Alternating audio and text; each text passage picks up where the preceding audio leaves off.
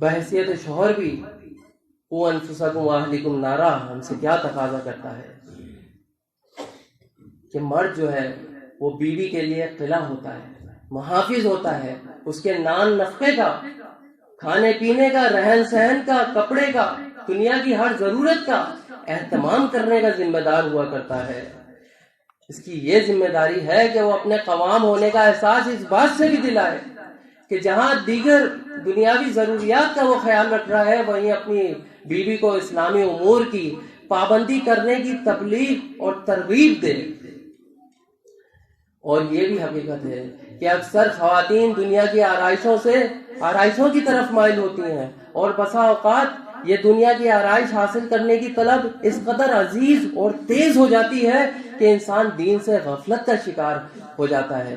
اس کی فراہمی کی مصروفیت پھر اسے دینی پروگرامات تو کیا صلاح سے بھی غافل کر دیتی ہے، اور بسا اوقات پھر وہ کیا کرتا ہے، نہ اسے حلال کی تمیز ہوتی ہے نہ حرام کی تمیز ہوتی ہے۔ حلال ذرائع میسر نہ آئے تو انسان پھر کیا کرتا ہے، حرام ذرائع استعمال کرنا شروع کر دیتا ہے۔ اسی لیے دیکھیے بحیثیت شوہر بھی نبی علیہ السلام نے اللہ تبارک و تعالی نے نبی علیہ السلام کو یہ حکم دیا کہ یا ایھا النبی قل لازواجک ان کنتن تردن الحیاۃ الدنیا وزینتها فتعالین امتعکن واسرحکن سراحا جمیلا وان کنتن تردن اللہ ورسولہ والدار الآخرۃ فإن اللہ اعد للمحسنات منکن اجرا عظیما۔ کہ اے پیغمبر اپنی بیویوں سے کہہ دو کہ اگر تم دنیا کی زندگی، اس کی زینت و آرائش چاہتی ہو تو آؤ میں تمہیں کچھ مال دوں اور اچھی طرح سے رخصت کر دوں۔ اگر تم اللہ کے پیغمبر اور آخرت کی خواہش مند ہو تو تم میں جو نیکی کرنے والی پاک باز ہیں ان کے لیے اللہ نے بہت بڑا اجر تیار کر کے رکھا ہے۔ اسی لیے بحیثیت شوہر نبی صلی اللہ علیہ وسلم اپنی ازواج کو مختلف مواقع پر تنبیہ و تلقین کرتے رہتے تھے۔ ایک مرتبہ نبی صلی اللہ علیہ وسلم کسی غزوے سے لوٹے اور عائشہ رضی اللہ عنہا کے یہاں آئے تو پردوں کو دیکھ کر، دیواروں پر پردوں کو لٹکتے دیکھ کر غصہ ہوئے اور فرمایا کہ اللہ نے ہمیں دولت اس لیے نہیں دی کہ دیواروں کو کپڑے پہنائے جائیں۔ اللہ کے اس حکم اور نبی صلی اللہ علیہ وسلم کے اسوہ سے، کے فرمان سے یہی اسوہ نکلتا ہے کہ مرد کو اہل خانہ کا یعنی اپنی بیوی کا مزاج ایسا بنانا چاہیے جو دنیا اور آرائش دنیا سے کھینچنے والا یعنی اس سے ہٹانے والا ہو، اور نیکی کی طرف رغبت دلانے والا ایسا مزاج بنانا چاہیے۔ اس طرح نبی صلی اللہ علیہ وسلم نے دیکھیے اپنی ازواج کی دیگر عادات کو سنبھالنے کے لیے بھی مختلف مواقع پر تلقین کی ہے۔ انہیں آداب سکھانے کے لیے بر وقت سمجھاتے ہیں وہ نبی صلی اللہ علیہ وسلم۔ ایک بار عائشہ رضی اللہ عنہا نے آپ صلی اللہ علیہ وسلم کی ایک بیوی کے بارے میں حقارت سے کہا کہ ان کا قد چھوٹا ہے، تو نبی صلی اللہ علیہ وسلم نے فرمایا کہ تم نے ایک ایسی بات کہہ دی کہ اگر سمندر میں ملا دیا جائے اس بات کو تو اس کے پانی کو بھی سیاہ کر دے۔ دیکھیں چھوٹی سی غیبت کی، بر وقت سمجھایا۔ ایک مرتبہ صفیہ رضی اللہ عنہ کو حفصہ رضی اللہ عنہ نے کہا کہ وہ یہودی کی بیٹی ہیں۔ صفیہ رضی اللہ عنہ رونے لگی۔ نبی علیہ السلام نے حفصہ رضی اللہ عنہ کو ترغیب دی اور انہیں اس بات کی تلقین کی کہ حفصہ اللہ سے ڈرو اس بات کے کہنے پہ۔ دیکھیں نبی صلی اللہ علیہ وسلم کو اپنی ازواج سے محبت تھی جس طرح ہر انسان کو ہوتی ہے، لیکن ان کی یہ محبت دینی آداب سکھانے کے لیے انہوں نے کبھی بھی اس محبت کو آڑے نہیں آنے دیا اور ہمیشہ بر وقت موقع پر سمجھایا تاکہ اصلاح ہو سکے۔ نبی صلی اللہ علیہ وسلم نے فرمایا کہ اللہ کی رحمت ہو اس مرد پر جو رات کو خود اٹھے اور بیوی کو بھی اٹھائے، اور اگر وہ نہ اٹھے تو اسے پانی کے چھینٹے مار کر جگائے، اور 2 رکعت خود بھی پڑھے بیوی کو بھی پڑھائے۔ ان تمام فرامین سے یہی قوا انفسکم واہلکم نارا کا ہمیں سبق ملتا ہے کہ ایک مرد اپنی بیوی کو دینی امور کی ترغیب دے، تلقین کرتا رہے، کیونکہ یہ اس کی زندگی بھر کی ساتھی ہے، اور یہ اپنی زندگی بھر کی ساتھی کو آخرت بھر کی ساتھی بنانا چاہتا ہے، تو پھر یہ ترغیب اسے بھی جہنم کی آگ سے بچانا ہوگا۔ اس کے اصلاح اعمال کے لیے اس کو جو دینی پروگرامات منعقد کیے جاتے ہیں ان میں اپنی سر توڑ کوشش کرے کہ ان اپنی ازواج کی شرکت کو ممکن بنائے. یہی وہ انفسکم واہلیکم نارا کا تقاضا ہے. بحیثیت بیوی دیکھ لیجئے، شوہر کی طرح بیوی پر بھی ذمہ داریاں ہیں.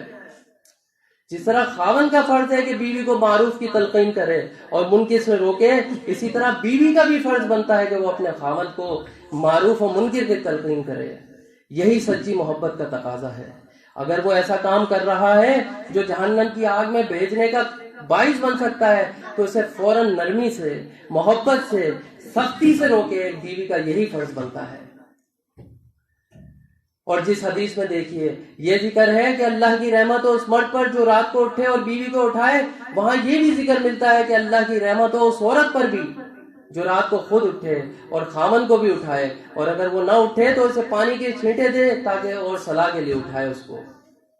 معلوم یہ ہو رہا ہے میرے بھائیوں ان فرامین سے کہ امر بالمعروف اور نہی عن المنکر کا فریضہ دونوں یعنی شوہر اور بیوی دونوں پر لازم ہے. مرد کو صالح اعمال پر لانے کے لیے بیوی بہت زیادہ مؤثر ہوتی ہے. اس سے زیادہ مؤثر کوئی اور انسان نہیں ہو سکتا ہے، اس رشتے سے زیادہ مؤثر. اگر وہ یہ کہہ دے بیوی کہ صلاح نہیں پڑھو گے، جھوٹ نہیں بولو گے، یا رشوت یا ناجائز منافع خوری نہیں کرو گے، یا دین کی تبلیغ کے لیے نہ نکلو گے، یعنی رشوت نہیں چھوڑو گے، ناجائز کمائی نہیں چھوڑو گے،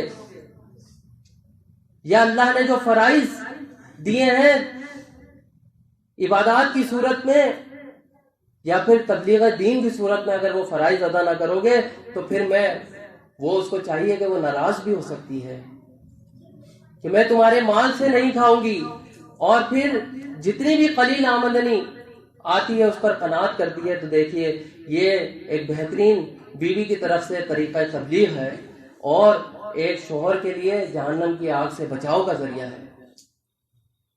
بیوی کی یہ ذمہ داری ہے وہ اس طرح سے ادا کرے. اگر اسے اپنا شوہر عزیز ہے اس دنیا میں تو پھر اسے بھی جہنم کی آگ سے بچانا ہوگا. بحیثیت اولاد دیکھ لیجئے، قوا انفسکم واہلیکم نارا اولاد سے یہ تقاضا کرتا ہے اگر والدین ہدایت پر نہیں ہے تو اسے سر توڑ کوشش کرنی چاہیے کہ والدین بھی، کیونکہ اس کے سب سے بڑے محسن اس کے والدین ہوا کرتے ہیں. اس سلسلے میں دیکھیے ابراہیم علیہ السلام کا اسوہ ہمارے سامنے ہے.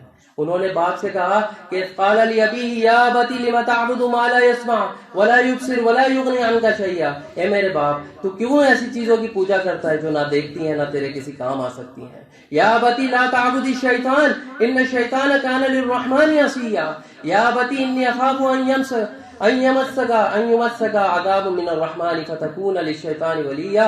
اے میرے باپ شیطان کی بندگی نہ کر، شیطان تو رحمان کا نافرمان ہو چکا.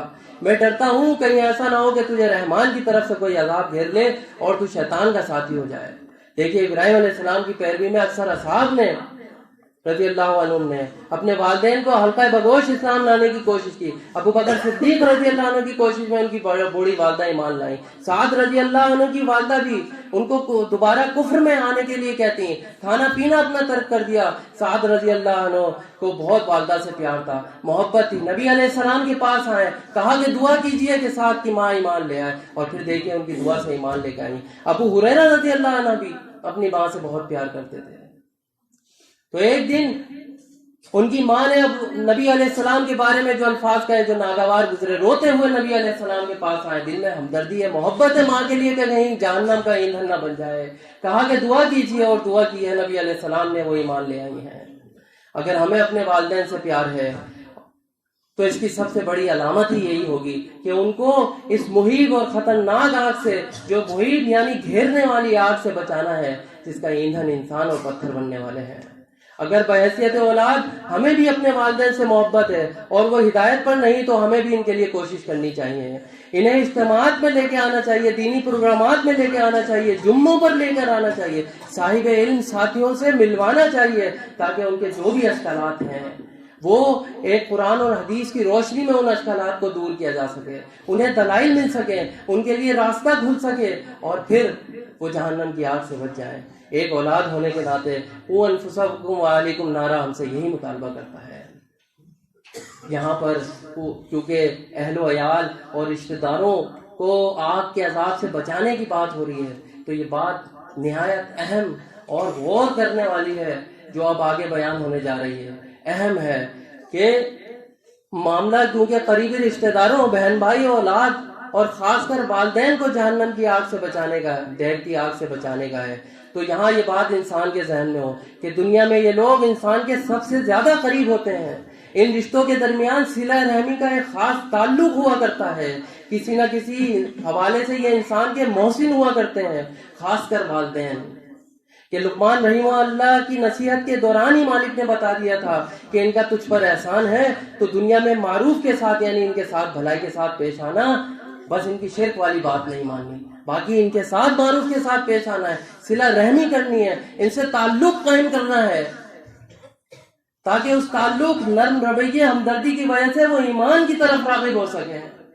یہی بات دہرائی ہے سورہ عنکبوت میں مالک کائنات نے کہ وَوَصَّيْنَا الْإِنسَانَ بِوَالِدَيْهِ حُسْنًا وَإِنْ جَاهَدَاكَ لِتُشْرِكَ بِمَا لَيْسَ لَكَ بِهِ عِلْمٌ فَلَا تُطِعْهُمَا۔ ہم نے انسان کو اس کے والدین کے ساتھ نیک سلوک کرنے کا حکم دیا، تجھ پر زور ڈالیں کہ تو میرے ساتھ کسی کو شریک نہ ٹھہرا، بس وہ بات نہیں ماننی ہے۔ اللہ نے فیصلہ کر دیا ہے کہ اس کے سوا کسی کی عبادت نہ کی جائے۔ ماں باپ کے ساتھ بھلائی کرتے رہو، اگر ان میں سے ایک یا دونوں تمہارے سامنے بڑھاپے کو پہنچ جائیں تو ان کو اف تک نہ کہنا، انہیں جھڑکنا نہیں، ان کے ساتھ ادب کے ساتھ بات کرنا۔ ان رشتوں سے صلہ رحمی اور تعلق کی اہمیت کے پیش نظر امام بخاری نے کتاب الادب کے شروع ہی میں تقریباً 14 ابواب درج کیے ہیں، جن میں نبی صلی اللہ علیہ وسلم کے مختلف ارشادات، صحابہ رضی اللہ عنہم کے اقوال کی روشنی میں قریبی رشتہ داروں سے حسن سلوک اور ان سے تعلق کی اہمیت کو اجاگر کیا ہے۔ نبی صلی اللہ علیہ وسلم نے بھی صلاح کے بعد اللہ کے نزدیک افضل عمل والدین کے ساتھ حسن سلوک کو کہا۔ اس سلسلے میں دیکھیے امام بخاری نے جو باب باندھے ہیں، صلتی للوالد المشرک، والد مشرک ہو تب بھی اس کے ساتھ نیک سلوک کرنا، صلت البنۃ امہا، مسلمان عورت کا اپنی مشرکہ ماں سے حسن سلوک کرنا، صلت الاخ المشرک، مشرک بھائی کے ساتھ اچھا سلوک کرنا، فضلی صلت الرحیم، ناتا والوں سے صلہ رحمی کی فضیلت۔ ان ابواب میں جو حدیث نقل ہوئی ہیں ان میں کیا آتا ہے کہ ایک مرتبہ اسماء رضی اللہ نے اپنی والدہ کے متعلق جو مسلمان نہیں تھی پوچھا نبی علیہ السلام سے، آصلوہا، کیا میں ان کے ساتھ صلہ رحمی کر سکتی ہوں؟ نبی صلی اللہ علیہ وسلم فرمایا، صلی امک، کہ اپنی والدہ کے ساتھ